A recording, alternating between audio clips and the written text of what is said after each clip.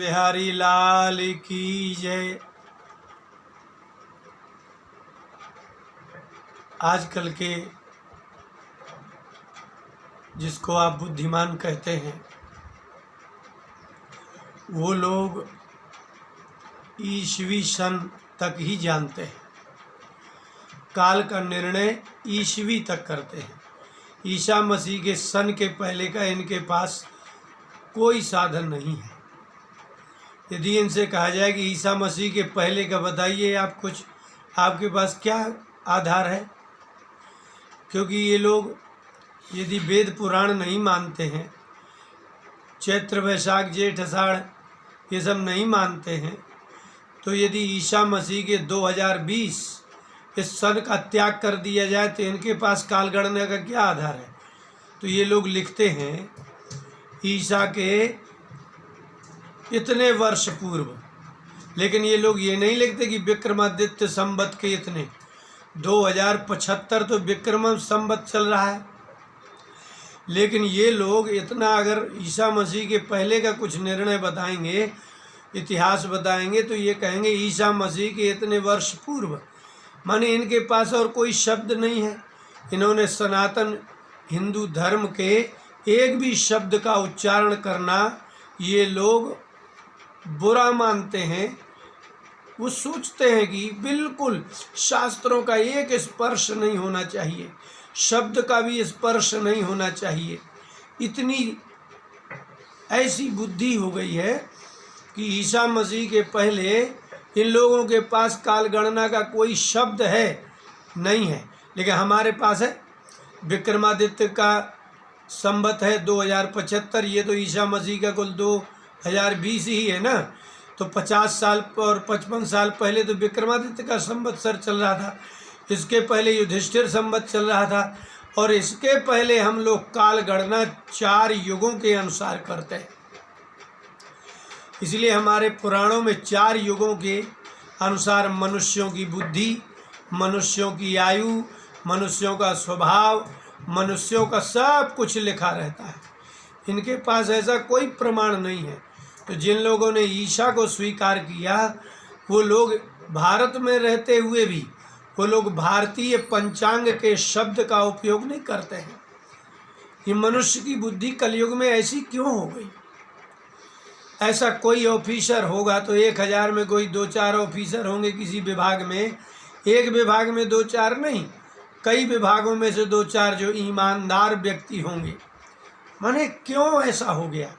कलयुग में मनुष्य ऐसा क्यों हो गया कि वह इतना अंग्रेजी में लिप्त हो गया, अंग्रेजी वार्ता में लिप्त हो गया, अंग्रेजी काल गणना में लिप्त हो गया, और इसके पहले का उसके पास तर्क नहीं है। यदि भारत में रहते हुए भी भारतीय पंचांग और भारतीय काल गणना को स्वीकार नहीं करते तो इन लोगों के पास काल गणना तक का कोई आधार नहीं है ही नहीं। ईसा पूर्व इतना ही लिखते रहेंगे ना। ये लोग 4 युग नहीं मानते हैं। ऐसा क्यों हो गया? इनकी बुद्धि ऐसी क्यों हो गई? लोगों की आयु इतनी कम क्यों हो गई? सबकी बुद्धि दूसरे पुरुषों की, हमेशा दूसरों की स्त्रियों में और धन में और बेईमानी में क्यों हो गई?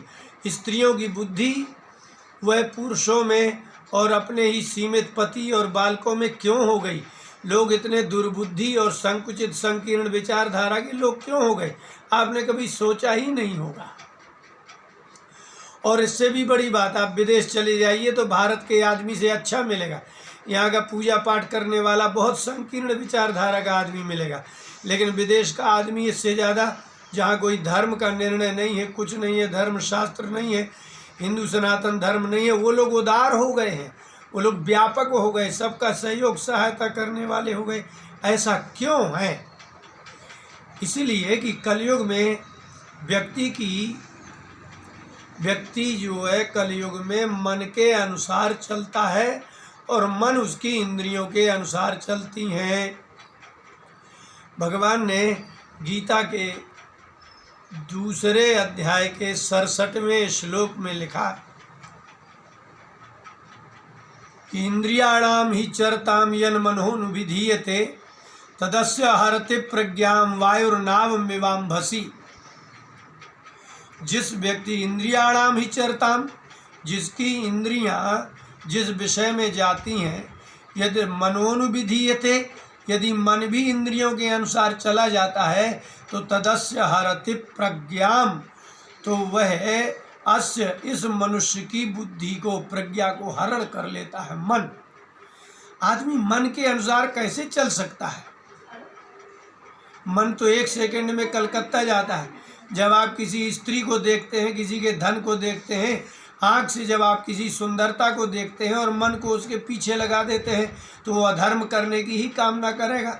अवसर मिलेगा तो अधर्म ही करेगा। यदि किसी के आपने पैसा देख लिया, धन देख लिया, आपके हृदय में ईर्ष्या जागृत हो गई, उसके आप विनाशक ही बनने की कामना हो जाएगी। तो आपकी आँख, कान, नाक, मुंह, जिह्वा, त्वचा, यदि जिह्वा आपकी स्वाद की ओर जाती है तो आपका मन भी स्वाद की ओर चला गया, तो आप अशुद्ध भोजन करते हैं और अशुद्ध के साथ साथ बासा तिबासा खाते हैं। ऐसी स्थिति में आपकी अस्य प्रज्ञाम हरति, इस जीवात्मा की बुद्धि का हरण कर लेते हैं और उसकी बुद्धि भ्रष्ट हो गई तो बुद्धि नाशात प्रणश्यति। जब बुद्धि ही नहीं बचेगी तो जीव के स्वाद के पीछे भगने वाला व्यक्ति, जो अखाद्य है, अभक्ष है, जो नहीं खाना चाहिए, जो नहीं भक्षण करना चाहिए, उसका भक्षण करेगा तो वो रोगी हो जाएगा। और जब वह रोगी हो जाएगा तो वह सिर्फ डॉक्टरों के यहाँ जाएगा, और जाएगा तो उसकी आयु कम हो जाएगी। शरीर रोग को खाता है और इंद्रियां मनुष्य को खा जाती हैं। इसलिए भगवान ने कहा इंद्रियाणाम ही चरताम। जब इंद्रियां आपकी, आँख जब सुंदरता की ओर जाए तो मन उनके पीछे न जाए, कान यदि कामुक संगीत की ओर जाए तो मन उसके पीछे न जाए, नाक यदि सुगंधी की ओर जाए तो मन उसके पीछे न जाए, जिह्वा यदि स्वाद की ओर जाए तो मन उसके पीछे न जाए, तो उसकी बुद्धि स्थिर रहेगी और वह सद्वृत्ति में होगा, वह ईमानदार होगा, व्यभिचारी नहीं होगा, दयालु होगा, परोपकारी होगा। लेकिन जिसका मन इंद्रियों के अनुसार चलता हो, आँख कहीं ले गया, कान कहीं ले गया, जिह्वा कहीं ले गया, तो ऐसे आदमी की बुद्धि नष्ट और भ्रष्ट होती है।